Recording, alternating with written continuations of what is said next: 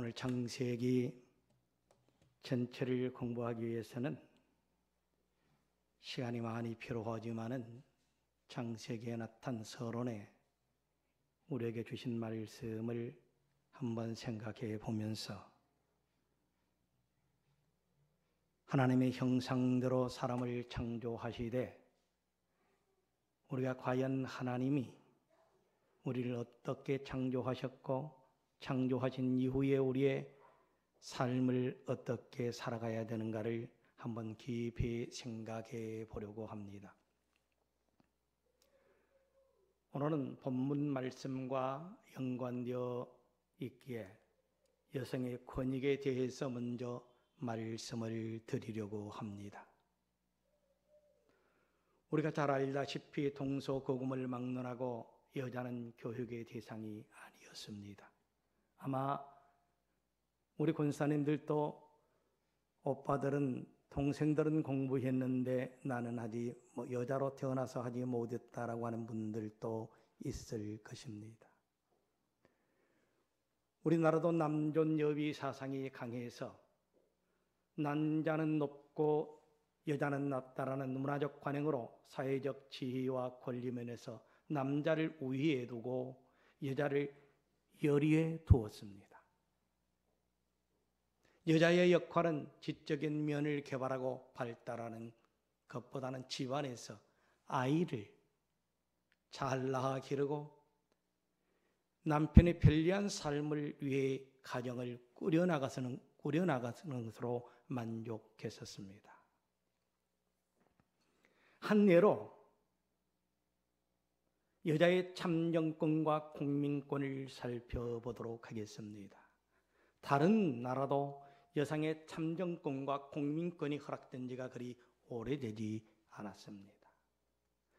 1893년 최초로 여성에게 참정권을 인정한 의미에서 여성에게도 투표권을 준 나라가 여러분이 잘 아는 뉴질랜드였습니다. 세계에서 가장 민주적이고 평등한 나라로 알려진 미국에서도 여성들에게 투표권을 준 지가 그렇게 오래되지 않습니다. 1920년도에 허락했습니다. 오래되지 않았습니다. 영국은 1928년에 주어졌고 프랑스는 1944년에 참정권이 주어졌습니다. 여성을 남성과 똑같이 취급한다는 표시로 투표권이 주어지자 여성들의 목소리가 높아졌습니다. 그러자 남성들은 여성들을 향하여 뭐라고 한 줄 아십니까? 생각도 없고 변덕스러운 여성에게 투표권을 주어서는 안 되고 오직 집안에서 남성들의 뒷바라지 하는 것으로 만족해야 된다고 얘기했습니다. 헬라 시대에도 마찬가지였습니다. 남성은 육체적으로 도덕적으로 여성보다 우월하다는 그런 생각을 가지고 있었습니다. 이런 사고방식이 디모데전서 2장 11절 14절에 아주 잘 나타나 있습니다. 우리 함께 볼까요? 여자는 일체 순종함으로 조용히 배우라.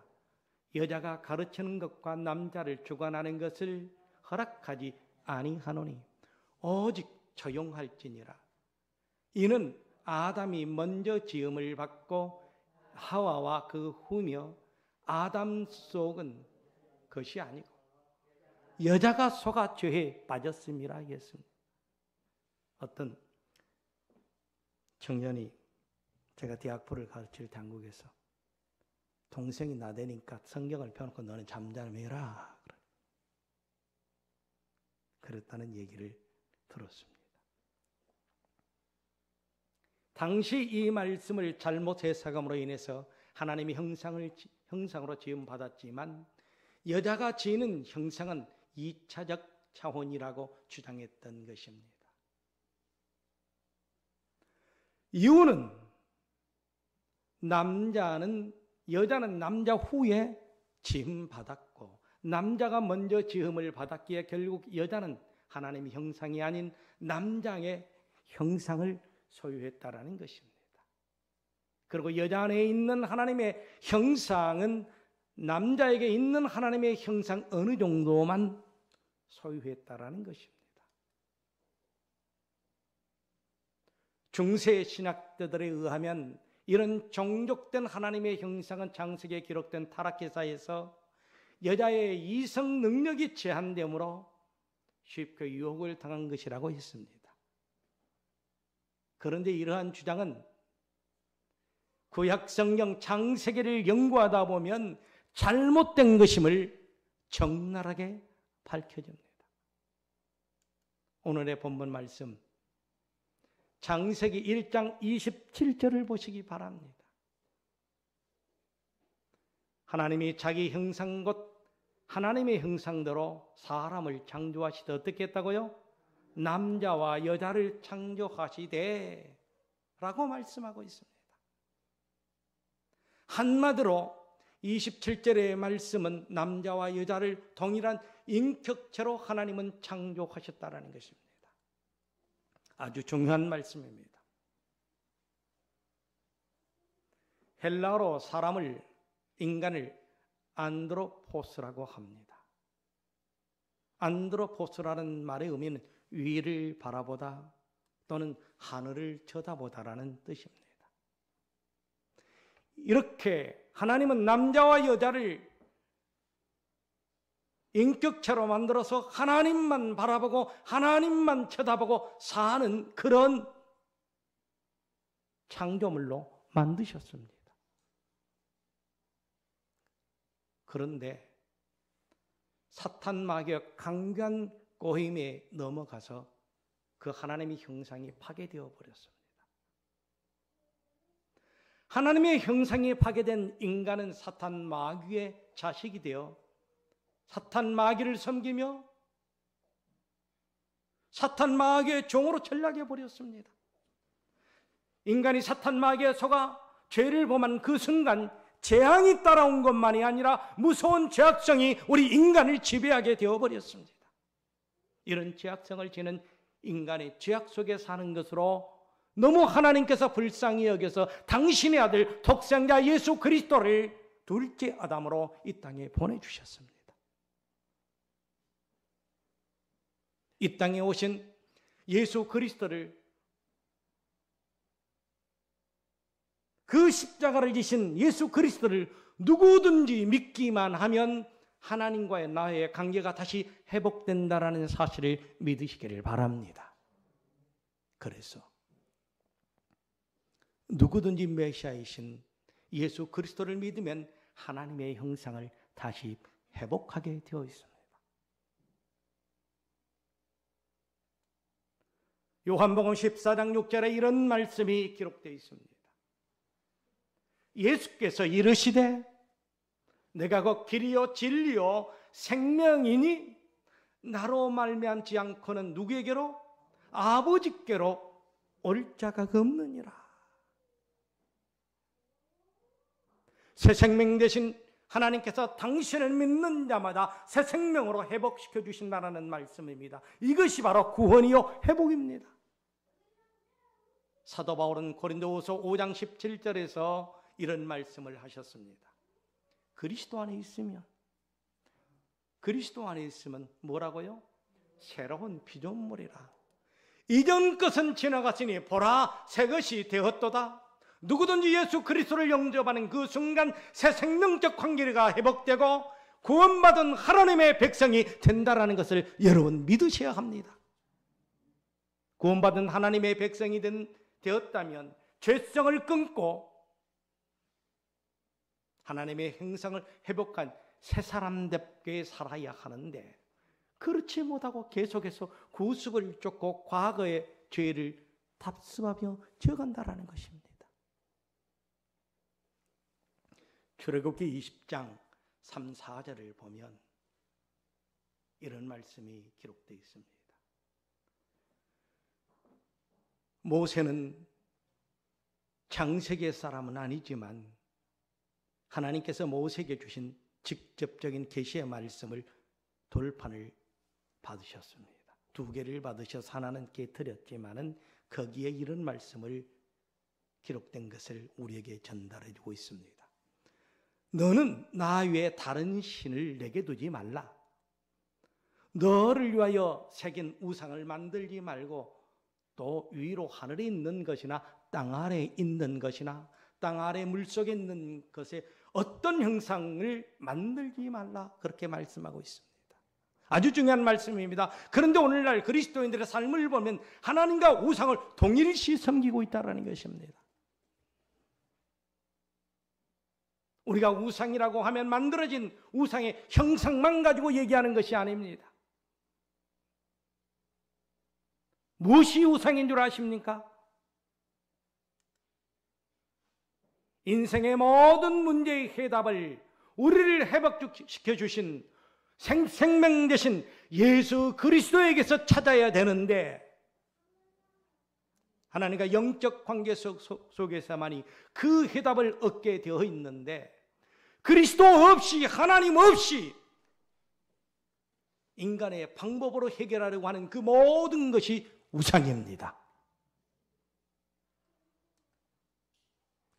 그 우상을 누가 조정하십니까? 주무신 분에게 갑자기 물어보면 대답 못하면 안 됩니다. 바로 아담과 하하를 유혹했던 사단 마귀가 조종하는 거예요. 미안합니다. 말을 이렇게 좀 거칠게 해서. 인간의 잔머리를 돌리게 하고 인본주의를 생각하게 하는 모든 것들이 누구의 짓이라고요? 사단 마귀의 짓입니다. 이 사단 내 힘으로 이길 수 있을까요? 졸게 하는 것도 사단이 이게 아니, 지금 하는 거 설교 어떻게 하는 것도 내 책임이 커요. 이 세상 내 힘으로 이길 수 있을까요? 절대 못 이깁니다. 사단 마귀를 이기기 위해서는 보혜사 성령님의 인도함을 받아야 됩니다. 할렐루야. 보혜사 성령은 나를 도우신 하나님을 보혜사 성령님이라고 그렇게 말합니다. 왜 우리가 보혜사 성령의 인도함을 받아야 하는지요?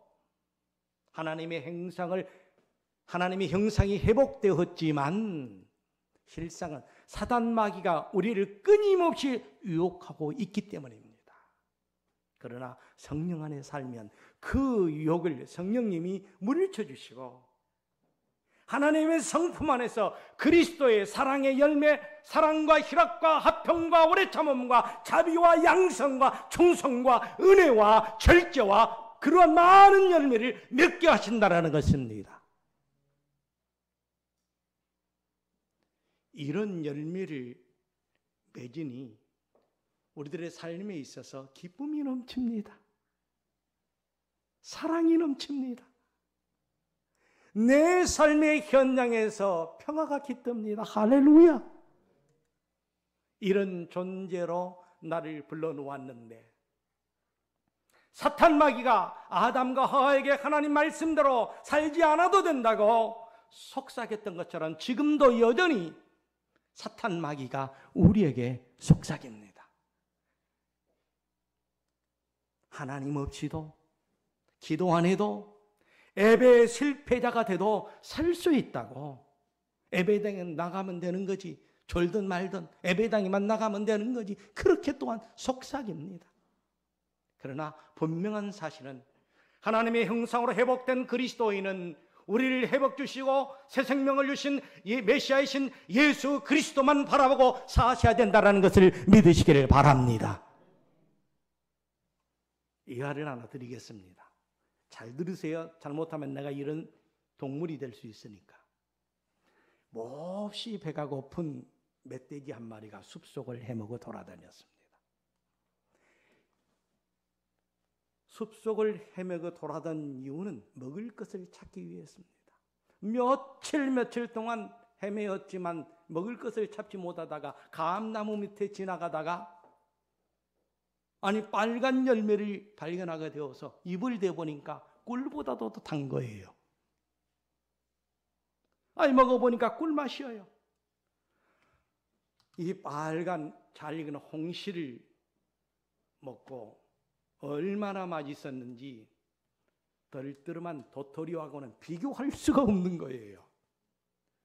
홍시를 먹고 난 멧돼지가 깊은 생각에 잠겼습니다. 도대체 이 홍시는 땅에서 솟아났다냐, 하늘에서 떨어졌다냐. 가만히 보니까 하늘은 헝얼이 떨어질 감이 없고, 그래서 땅에 겠구나고 전국 야산을 다니면서 땅을 파기 시작합니다. 그 멧돼지가 지금도 땅 파고 있대요. 파도 홍시는 나오지 않습니다. 주둥이가 피가 흘립니다. 고통을 당합니다. 그래도 나올 것을 기대하고 집중해서 땅을 팝니다. 그러다 쓰러지고 말아버렸습니다. 정신을 차리고 땅을 파는 길이만이니 홍시를 먹을 수 있는 길이라고 생각하고 계속 땅을 파다가 결국 홍시는 찾지 못하고 쓰러져 벌러덩 누워서 하늘을 쳐다보니까 가물가물 홍시가 보이는 거예요. 몽롱해져 정신을 가다듬고 살펴보니까 아니, 나무에 달려 있어요.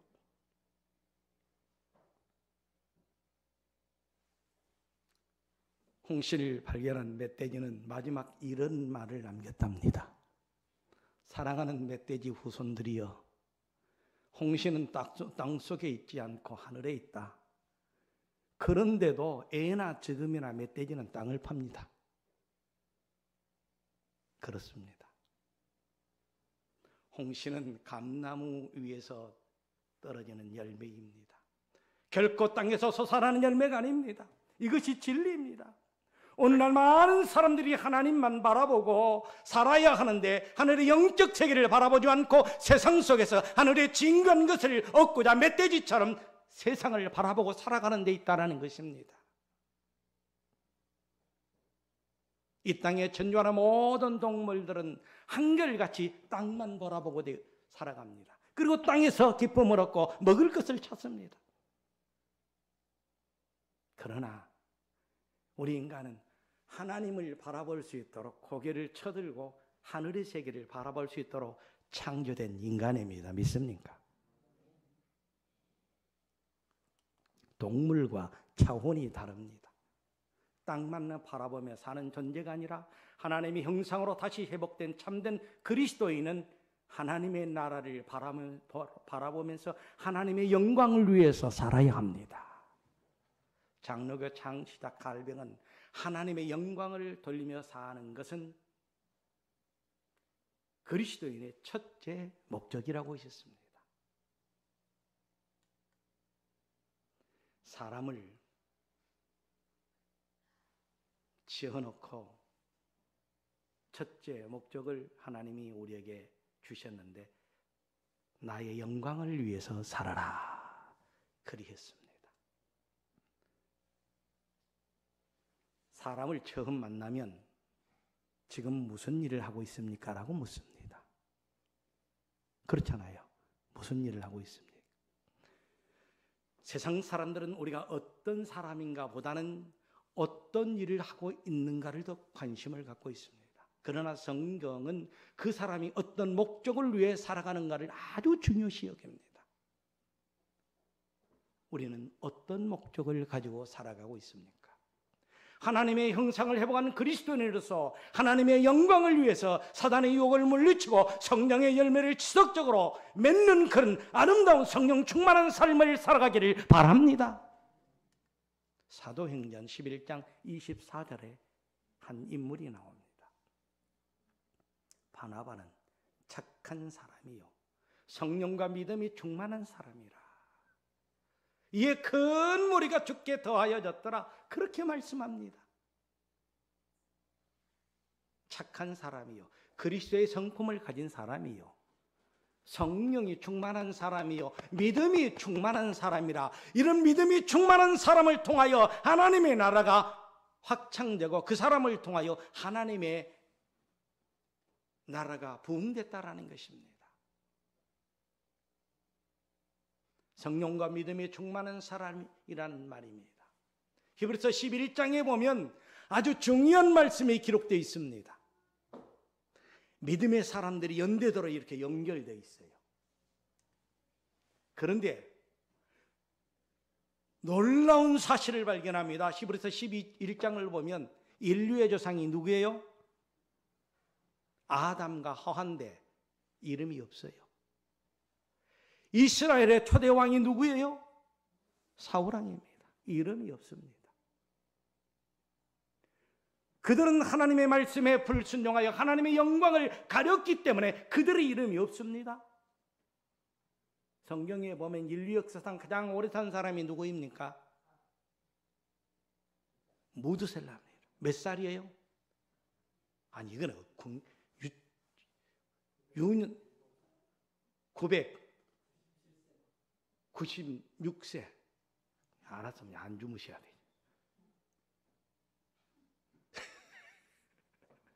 무려 969세를 살아 기네스북에 나올 만한 무드셀라도 나와 있지 않습니다.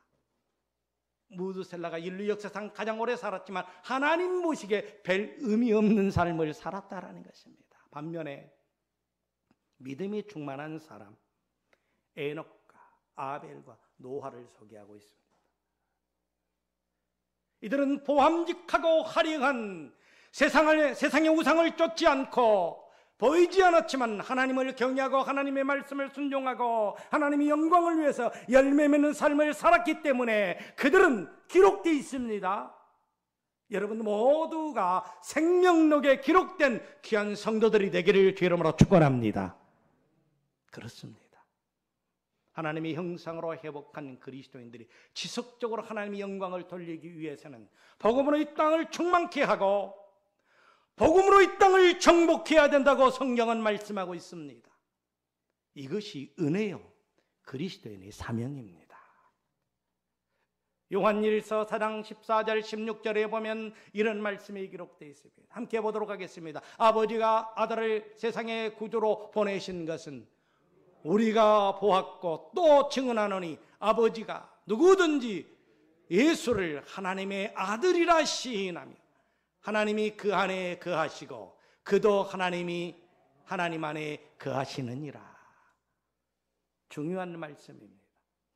구원받은 백성을 하나님 안에 거하게 하신다라는 말씀은 하나님이 형상대로 창조된 우리 인간이 하나님의 형상으로 다시 돌아왔다는 의미입니다. 하나님의 형상으로 회복된 그리스도인에게 마태복음 28장 19절 20절에 이런 말씀을 하고 있습니다. 함께 볼까요? 그러므로 너희가 가서 모든 민족을 제자로 삼아 아버지와 아들과 성령의 이름으로 세례를 베풀고 그렇게 말씀. 그리고 계속해서 시작. 내가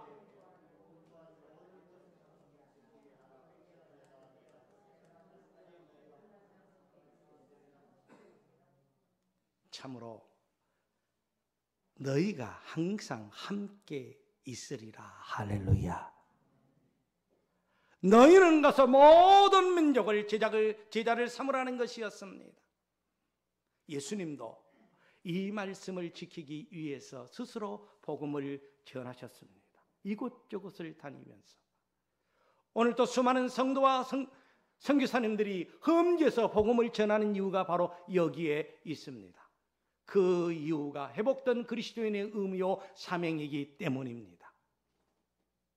정말로 아름다운 예화를 드리겠습니다. 남자도 아니요 여자의 몸으로 이렇게 했다라는 것은 정말로 감동스러운 일입니다.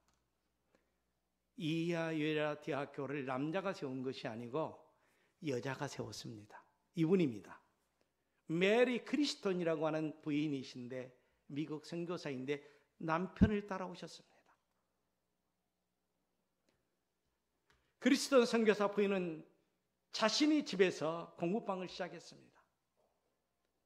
평안한 삶을 버리고 안정된 삶을 버리고 물도 서르고 낯설은 이 이방인 땅에 오셔서 공부방을 시작했습니다. 처음에 버려진 아이들을 모았습니다. 근데 제가 역사책을 보다 보니까 그때 첩들이 엄청 많았더라고요. 저 어렸을 때도 고향에 가보면 첩들이 있었으니까요. 첩들을 불러다가 공부를 시켰습니다. 그런데 예수의 사랑을 실천하는데 어리울색이 다른 사람이 이방인이 와서 공부를 가르친다는 것을 싫어했습니다. 인정하지 않았습니다. 그래도 그들에게 끊임없이 사랑을 베풀었습니다. 여러분, 내 주위에 나를 받아들이지 않지만 끊임없이 그리스도의 사랑을 실천하기를 바랍니다.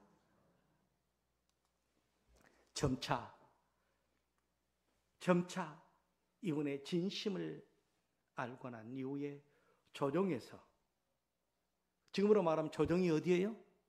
청와대에서 감동을 받고 임금님이 하사를 했는데 그 하사의 이름이 뭔 줄 아십니까? 이화학당입니다.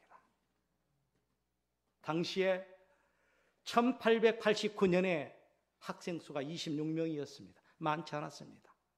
점차 늘어납니다. 1886년의 기록을 보니까 기숙사회가 47명, 통학생이 3명, 그리고 평균 연령이 12살이었습니다. 최연소가 8살이었고 최고령자가 그러니까 몇 살이나 나왔을까요? 12살이었습니다. 이들에게 한글을 가르치고 그리고 성경을 가르쳤습니다.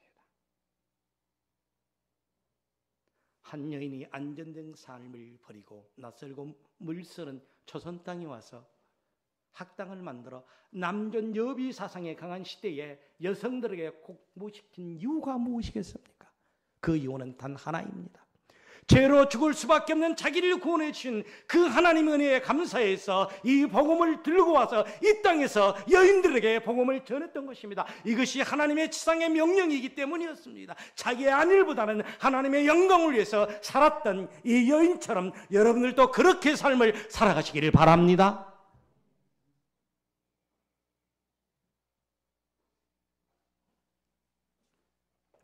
이번에 아름다운 열매가 오늘의 이화여자 대학교로 성장했고, 이화여자 대학을 모든 여성들이 가고 싶은 그런 최고의 명문 대학으로 성장했습니다. 이 땅에 복음이 가득 차게 하는 것이 하나님의 영광이요, 다시 하나님의 형상으로 회복된 그리스도인의 구속적 사명임을 믿으시기를 바랍니다. 하나님을 모르면 인간 가치도 모르고, 인간의 가치를 모르면 인간으로 살아가는 목적도 모르고 소망 없이 살아갑니다. 자기 마음대로 아무렇게 살다 먹고 살다 죽습니다. 그러나 하나님의 형상대로 창조된 그리스도인의 사명은 이들에게 복음을 전하는 전도적 사명을 가지고 살아가야 합니다. 그리하여 복음을 통하여 예수 그리스도를 영접하게 하고 예수 그리스도의 성품을 가지고 살아가도록 해야 합니다. 그게 바로 본문에 말씀하고 있듯이 하나님의 형상대로입니다. 하나님의 형상대로란 예모가 아닙니다.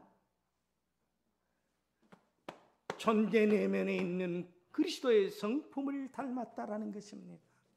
물론 타락으로 인해 하나님이 주신 하나님의 형상을 온전히 이루지 못했지만 이제는 누구든지 그리스도를 믿으면, 예수 그리스도를 믿으면 새로운 피조물이 되어 하나님의 닮아갈 수 있는 은혜 안에 살 수 있다는 것을 믿으시기를 바랍니다. 생각과 말,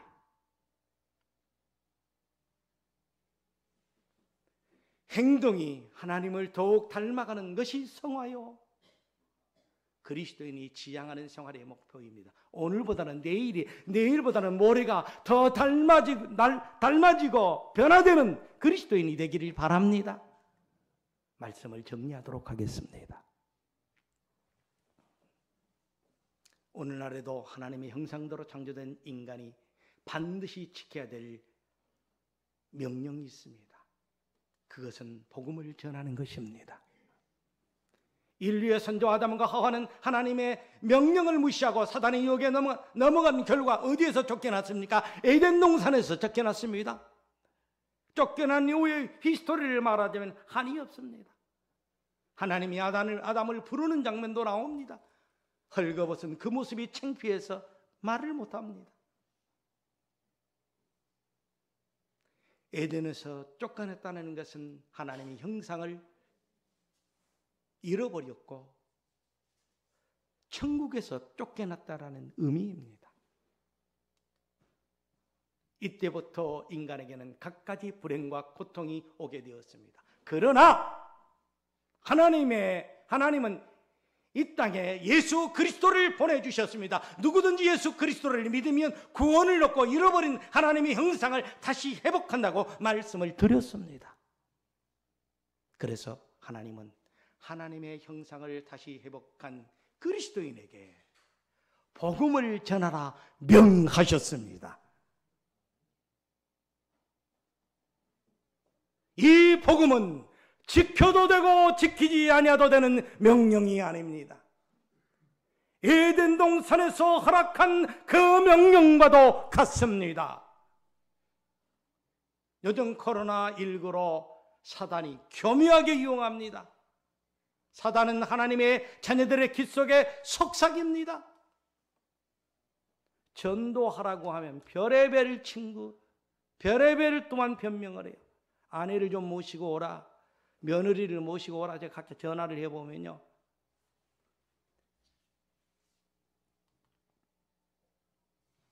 뭐라고 한 줄 아십니까? 이런 핑계를, 마귀의 전략인데 똑같이 마귀의 말을 전달하는 대변인 역할을 해요. 목사님, 시국인데 무슨 전도를 해요? 교회를 사람들이 뭐라고 한 줄 아세요? 목사를, 성도를 뭐라고 하는 줄 아세요? 코로나 지나가면 할게요. 코로나 오기 전에도 아니었습니다. 코로나 핑계 대지 마세요. 우리 교회 일부 교인들은 옛날 얘기를 또 핑계댑니다. 옛날에는 부흥됐는데 그때 상처들이 많아서, 나는 이시조선 늘 얘기했지만 왕손이라니까요. 아무 소용없어요. 지금 이 순간 하나님 아버지 앞에 나오는 자마다 구원을 얻습니다. 그런 얘기를 듣자 하면 완전 창세기 아담과 하와의 판박이에요. 이 핑계 제 핑계 되는, 하나님의 말씀보다 사단의 말을 더 붙잡고 있는 것 같아요. 하나님은 사단 마귀의 속삭임에 놀아나서 불충한 죄를 짓고 부끄러워 숨어있는 아담을 향하여 추궁합니다. 왜 그런 죄를 저질렀느냐?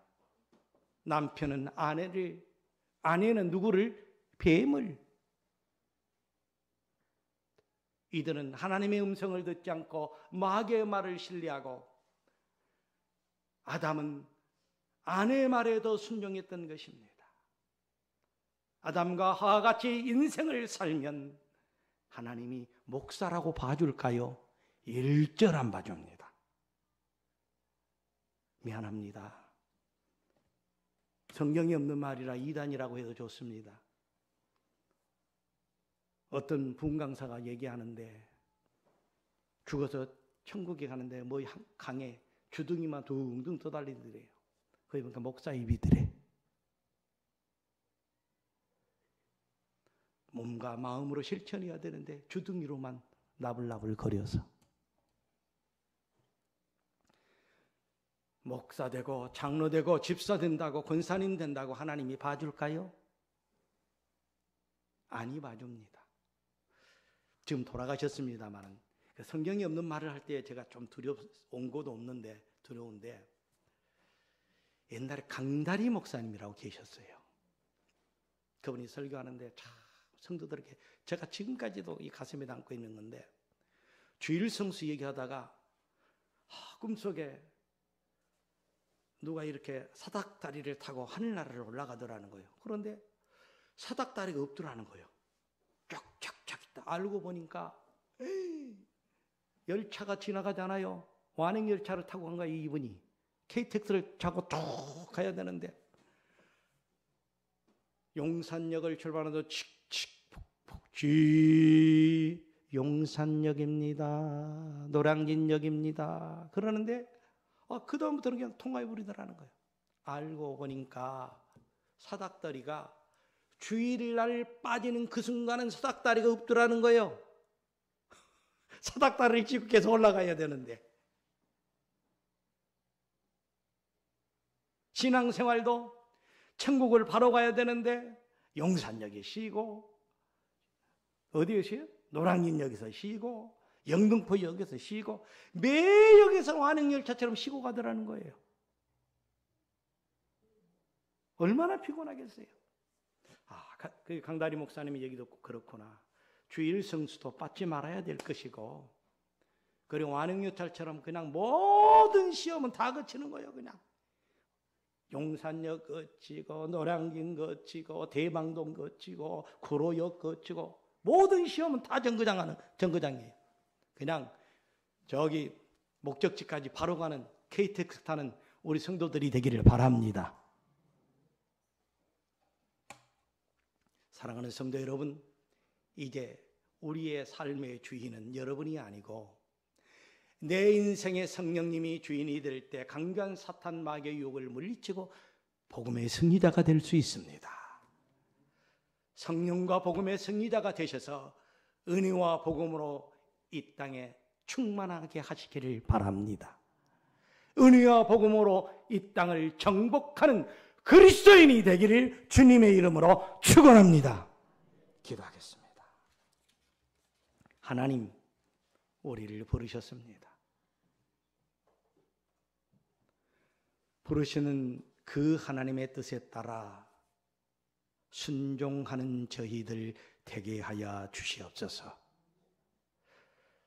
이 모양 저 모양으로 우리가 환경 속에 어려움을 겪고 살아가지만 하나님의 명령을 준행하고 예수 그리스도로 인하여 다시 회복된 우리가 그리스도의 이 명령을 사탄이 강조하게 이용해서 복음을 전하게 못하게 하지만은 복음을 전하는 신실한 하나님의 백성들이 되게 해 주시기를 원하옵고 기도합니다. 주어진 이 복음 내가 전하면 열매를 맺게 하시는 이는 우리 하나님이신 줄 믿습니다. 듣든지 아니 듣든지 주의 명령이기에 복음을 전하는 저희들 되게 하여 주시옵소서.